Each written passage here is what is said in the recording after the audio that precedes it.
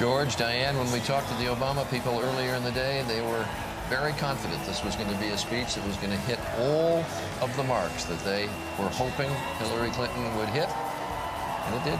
Barack Obama owes Hillary Clinton big time. There's no question about that. She did hit the marks today. She went farther than any loser has ever gone, I think, in this speech. Well, and I think the central paragraph is when she tried to marry the passions of her voters to the purposes of the campaign. When she said, I want you to ask yourselves, were you in the campaign just for me, or were you in it for that young Marine and others like And I wonder if by doing that, she's also going to help Barack Obama in another way. You know, she made him a better candidate during the course of this campaign.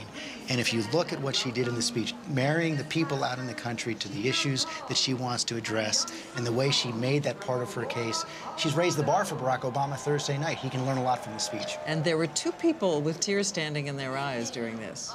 Former President Bill Clinton and Michelle Obama.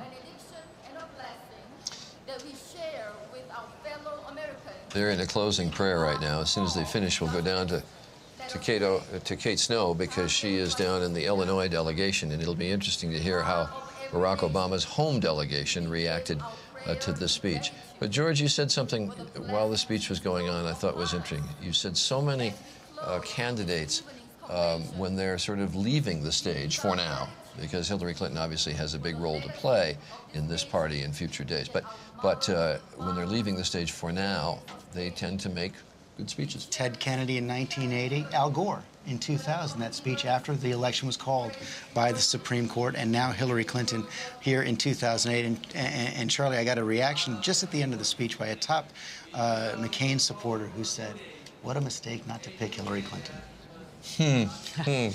Well, that's under. They will continue to fan that flame, Absolutely. I guess, in the McCain campaign. But you wonder what goes through Barack Obama's mind when he hears this. As you mentioned, he was watching this in the home of... He was watching it and apparently reacted with pleasure and said something about former President Clinton, that watching your wife is a very tense thing to do when you're watching your wife and cheering on. Several times reportedly said, yeah.